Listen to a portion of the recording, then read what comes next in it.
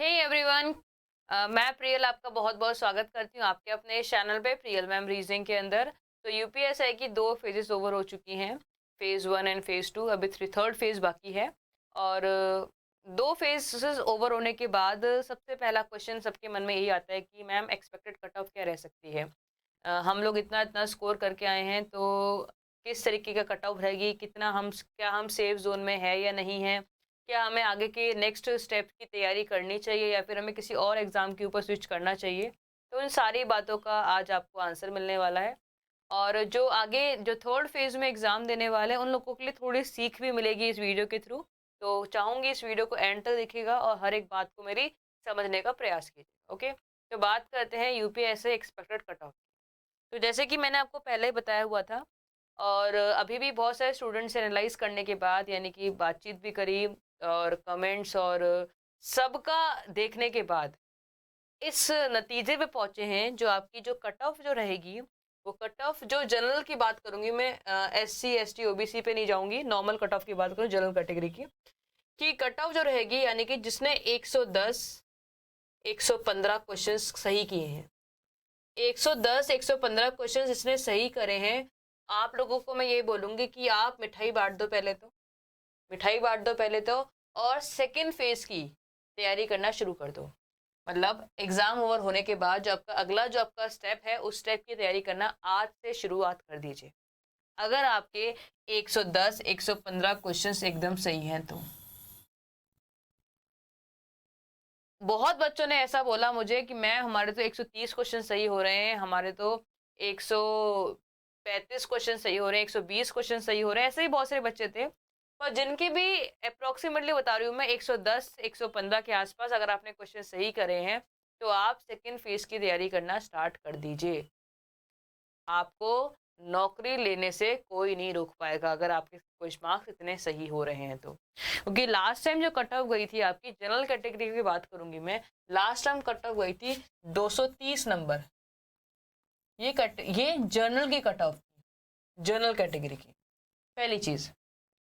दूसरा ये भी है कि पहले मार्क्स, पहले जो वैकेंसीज थी वो बहुत कम थी, पहले 2200 2400 के आसपास वैकेंसीज थी, और कट ऑफ आपकी 230 ही कट ऑफ गई थी। अब तो वैकेंसीज 9000 है, 9000 वैकेंसीज है, तो आपकी कट ऑफ ज़्यादा नहीं जाएगी। अप्रोक्सीमेटली आपके इतने ही, अगर आप मार्क्स क्वेश्चंस करके आए हैं, तो आपकी कट ऑफ अप्रोक्सीमेटली इन्हीं मार्क्स के बीच में, यानी कि मार्क्स नहीं, क्वेश्चन है, नंबर ऑफ क्वेश्चन अगर इतने सही है तो आप सेफ जोन के अंदर है। ठीक है। और यहीं पे अगर मैं वुमेन की बात करूं, यानी कि आप ये मान सकते हो क्वेश्चंस के टर्म्स में अगर मैं बात करूं, तो 240 270, अगर आप इतने मार्क्स अगर आपके आ रहे हैं, तो आप ये मान के चलिएगा कि आप सेफ जोन के अंदर ही हैं। अगर वुमेन्स की बात करूं, तो वुमेन्स के अंदर आप ये बोल सकते हैं कि आपके जो अगर मार्क्स 210 से 230 के आसपास आ रहे हैं, तो आप सेफ जोन के अंदर हैं। 210 से 230 के आसपास अगर आपके मार्क्स बन रहे हैं, तो देन आप यो सेफ जोन में है। आपको नौकरी लेने से कोई रोक नहीं पाएगा, केवल आप नेक्स्ट फेज की तैयारी करना स्टार्ट कर दीजिए। ऐसे भी बहुत सारे स्टूडेंट्स होंगे जिन्होंने 80 90 के आसपास नंबर लेके आ रहे होंगे, जिनके सही होंगे। तो आपको सजेशन यही रहेगा कि आप लोग किसी और एग्जाम की भी तैयारी करना स्टार्ट कर दीजिए, क्योंकि आप जो है 50-50 की रेंज में है। In case cut of low गई तो आपका सिलेक्शन हो जाएगा, इन केस नहीं गई तो आपका सिलेक्शन नहीं हो पाएगा। तो आप समय बर्बाद मत कीजिए। कौन से स्टूडेंट्स जिनको लगता है मेरे 90 से लेकर 110 के बीच के नंबर हैं, जिन भी स्टूडेंट्स को ऐसा लगता है कि मेरे जो क्वेश्चंस जो सही हैं, नंबर ऑफ क्वेश्चंस की बात कर रही हूँ बच्चे में, नंबर ऑफ क्वेश्चंस की बात कर रही हूँ, अगर आपको लगता है मेरे 90 से 110 के तक क्वेश्चंस बिल्कुल बिल्कुल सही हैं, तो आप क्या करें, आप क्या करें, आप एक किसी और एग्जाम को भी साथ में पैरेलली लेके चलें। ऐसा नहीं हो कि एक ही एग्जाम को लेके चल रहे हैं और कुछ नहीं कर रहे। इसके सेकंड फेज की भी तैयारी करते रहिए साथ साथ, लेकिन आप किसी और एग्जाम को भी पैरेलली लेके चलना चाहिए आपको, क्योंकि ये एक क्या है, कट ऑफ वाली जोन हो गई, यानी कि हो सकता है कट ऑफ थोड़ी सी लो गई, तो हो सकता है हो भी जाए, हो सकता है ना भी हो। 50-50 वाले चांसेस है, तो आपको रिस्क नहीं लेना चाहिए, अपना समय ये बर्बाद बिल्कुल भी नहीं करना चाहिए। ठीक है, तो ये कट ऑफ की बात हो गई है। अप्रोक्सीमेटली आप देखेंगे इतने के आसपास ही कट ऑफ रहेगी, और ये बहुत सारी चीजें ऐसी हैं जो मैंने आपको पहले ही बताई थी, पर बहुत सारे बच्चों ने ये बात नहीं मानी। उसके बाद वो बोल रहे थे जब एग्जाम दे के आए, काश हमने मैडम की बात मान ली होती तो ये हमारे लिए अच्छा होता। अब बात करें थोड़ा सा हम यूपीएससी का जो एग्जाम हुआ है वो किस तरीके का एग्जाम हुआ है, क्या चीजें मैंने कही थी आप लोगों को फॉलो करने के लिए और आपने पता नहीं क्या फॉलो किया और एग्जाम में क्या आया, इसके बारे में चर्चा कर ले थोड़ी सी हम। तो बात करेंगे, पहले सबसे पहले मैं बात कर लेती हूँ, शुरुआत मैथ्स से कर लेती हूँ। सारे बच्चे घबरा रहे थे मैथ्स में क्या होगा, मैथ्स में क्या होगा, बहुत बच्चे घबरा रहे थे मैथ्स के लिए, एक्सट्रीम लेवल बच्चे घबरा रहे थे मैथ्स में क्या होगा। ठीक है, मैंने आपको बताया था कि मैथ्स में अर्थमेटिक पे फोकस करना और डीआई पे फोकस करना, अर्थमेटिक और डीआई पे फोकस रखना, जो एडवांस का पोर्शन है उसको फोकस में कम रखा, ये मैंने आपको बहुत पहले बताया था। एडवांस पढ़ना अभी तो ऊपर ऊपर से पढ़ना, यानी कि फॉर्मुलेस पढ़ लिए, फॉर्मुले बेस्ड क्वेश्चन आते वो पढ़ लिए, मतलब डेप्थ में डालने की बिल्कुल जरूरत नहीं है। और अर्थमेटिक की मैंने को कुछ टॉपिक्स बताए थे कि आपको percentage, ratio, profit and loss, ये कुछ कुछ टॉपिक जिसपे आपको एक्सट्रीम लेवल पे ध्यान देने हैं। जिन्होंने इस चीज पे ध्यान दिया उनका तो हो गया कल्याण, और जो ये सोचे कि मैडम हो गई ये बेकार, तो उनका हो गया बेड़ा गर्क। क्योंकि बहुत सारे बच्चे ऐसे थे जो सोच रहे थे कि भाई एडवांस में 10-10 क्वेश्चन आएंगे, पर ऐसा आया नहीं। 10-10 क्वेश्चन एडवांस के अंदर आए ही नहीं, अर्थमेटिक का ही मेनली पोर्शन रहा, और अर्थमेटिक के अंदर आपका रीजनिंग आ गया। मतलब मैथ्स के सेशन में आपका रीजनिंग पूछा गया, जो कि मैंने बोला था कि जो आएगा ही आएगा, क्योंकि यूपी के एग्जाम में हर बार देखा गया है कि वो रीजनिंग एक ऐसा सब्जेक्ट मानती है जिसको हर जगह घुसा देती है। मैथ्स में भी रीजनिंग घुसा दी उसने, जीके में भी रीजनिंग घुसा दी उसने, ऐसा देखा गया था पेपर्स के अंदर।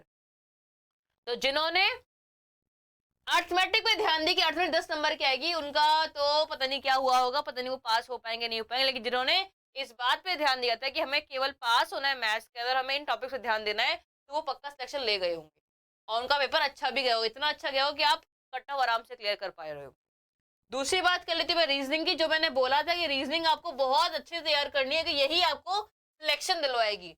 जो पहले बच्चे मुझ पे हंस रहे थे और अब उस बात को सोचकर रो रहे हैं, पहले मेरे ऊपर हंस रहे थे कि मैडम तो बस ऐसे ही बोलती आ रही है, लेकिन अब जब मैंने सोची, एक वीडियो बनाई थी मैंने आप लोगों के लिए, कौन सी, कि 100 में से 110 नंबर लेके आएंगे। क्यों बनाई थी मैंने रीजनिंग में, इसीलिए क्योंकि मैं जानती हूँ यूपी में हमेशा ही ऐसा होता है कि वो रीजनिंग के क्वेश्चन बहुत जगह डाल देती है। तो रीजनिंग में तो रीजनिंग आई आई, जो 40 क्वेश्चन थे वो तो आए आए, इसके अलावा मैथ्स के अंदर भी रीजनिंग पूछी गई थी।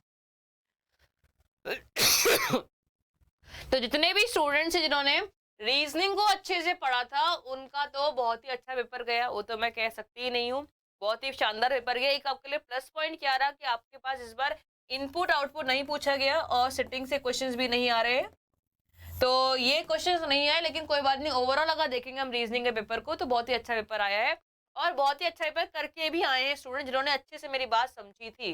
जो नहीं समझे क्या तो हो ही ऐसा। थर्ड, जो मैंने बोला था आपको हिंदी फोकस करने का कि हिंदी मार्क्स लेके आ सकते हो, तो बिल्कुल हिंदी का पेपर ही काफी अच्छा आया है, जहां आप आराम से स्कोर कर सकते थे। व्याकरण के क्वेश्चन बहुत सारे पूछे गए हैं, कुछ क्वेश्चन ऐसे हैं जो साहित्य वगैरह से तो डिटेल में पूछे गए थे, तो अगर वो ना भी करते तो कोई बात नहीं, क्योंकि मैंने बोला था आपको कि सारे क्वेश्चन हमें नहीं करने होते, 2-4 क्वेश्चन हमारे छोड़ने के लिए भी होते हैं, तो अगर हमें छोड़ दिए होंगे तो भी कोई दिक्कत वाली बात नहीं है।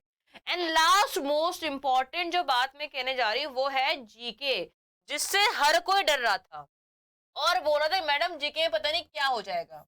तो जिन्होंने भी जीके में घुस गए, लिट गए, उनका तो होना ही नहीं। क्यों? क्योंकि जीके में क्या पूछा गया, करंट अफेयर, वो भी फैक्ट्स वाला। क्या बोला था मैंने, मूल विधि कम आएगी, पढ़नी है ऊपर ऊपर से पढ़नी है। कितने क्वेश्चन आए, 2 से 3। बोला था संविधान पढ़ के जाना, कितने क्वेश्चन आए संविधान से, 7 से 8। बोला था साइंस लास्ट में देखना अगर टाइम मिले तो, कितने क्वेश्चन आए, 1-2 भी, मतलब किसी किसी सेट में देखेगा 1-2 क्वेश्चन, वो भी नहीं आए। तो अगर आपने मेरी बात सुनी होगी पहले की कि करंट अफेयर्स आपको पढ़ने हैं, संविधान आपको पढ़ना है, और जो चीजें मैंने आपको बताई थी वो चीज अगर पढ़ के गए होंगे आप लोग, तो आपका पेपर बहुत ही अच्छा गया होगा, इतना अच्छा गया होगा कि आपके नंबर 110 से ऊपर आ रहे होंगे, मतलब नंबर ऑफ क्वेश्चन आपके 110 से ऊपर गए होंगे। तो ये था पूरा विश्लेषण कि किस तरीके का पेपर आ रहा है, और आगे भी मैं आप लोगों को सजेस्ट यही करूंगी कि रीजनिंग को आप बहुत अच्छे से पढ़े, रीजनिंग का वेटेज बहुत ज्यादा, स्कोर जो करवाएगा वो रीजनिंग ही करवाएगा। दूसरा, हिंदी को पकड़ के बैठिए। तीसरा, मैथ्स में उन चीजों पे फोकस करिए जिनसे आपका सिलेक्शन होगा। एडवांस करनी है, लेकिन सिर्फ फॉर्मूले पढ़ने हैं, अर्थमेटिक पूरी नहीं पढ़नी है, हमें वो चीज पढ़नी है जो हमारे एग्जाम में आती है, जहां से हम नंबर स्कोर कर सकते हैं। जीके उतनी ही पढ़नी है जितनी हमारे लिए जरूरी है, एक्स्ट्रा ग्रंथ पढ़ना नहीं है हम लोगों को। जिनका भी फेज 3 के अंदर एग्जाम है तो आप लोग इन चीजों को ध्यान में रखिएगा। सेकेंड चीज आप लोगों के लिए थी कि जो मैंने स्टार्ट किया है, ये एक्सपेक्टेड कट ऑफ थी, मैंने बताई दी कैसे रहेगी। और इसी के साथ साथ मैं आपको एक और गुड न्यूज देना चाहूंगी कि मैं जल्दी यूपी कांस्टेबल की भी बैच स्टार्ट करने वाली हूँ, क्योंकि अब यूपी कांस्टेबल और लेखपाल की बारी है, तो उन लोगों के लिए बैच स्टार्ट करने वाली हूँ मैं। और आपकी क्लासेस भी बहुत जल्दी स्टार्ट होने वाली है यूट्यूब पे के ऊपर भी, तो तैयार रहिए। और जो बच्चे भी ऐसा लग रहा है उनको 19-20 भी कि हमारा सिलेक्शन यहाँ पे नहीं हो पाएगा, तो आगे बहुत सारी वैकेंसीज है, निराश बिल्कुल भी नहीं होना है, एक पॉजिटिविटी के साथ आपको वापस से खड़े होना है, तैयारी स्टार्ट करनी है। क्योंकि जिसके अंदर पॉजिटिविटी है, जिसके अंदर एक जुनून है पढ़ने का, उसको सिलेक्शन लेने से कोई नहीं रोक सकता। हम एक आध एग्जाम आपके पूरी जिंदगी को डिसाइड नहीं कर सकती है। अच्छी एग्जाम थी, मैंने बोला था तैयारी करिए, पर इन केस अगर नहीं हो पाता है तो कोई बात नहीं, आगे और भी अपॉर्चुनिटीज है आप लोगों के लिए, आपको उसके लिए रेडी रहना है, निराश नहीं होना है, दुखी नहीं होना है, डिप्रेस नहीं होना है, एक वापस से खड़ा होना है और एक नई तरीके से शुरुआत करनी है। आई होप आपके लिए वीडियो यूजफुल रहेगी और आप इसी तरीके से काम करेंगे भी। ठीक है, तो टीचर को बात जब आप मानते हो तो दिल से मानिए, फायदा होना तय है। ठीक है, तो बाय बाय, टेक केयर, जय हिंद, जय भारत।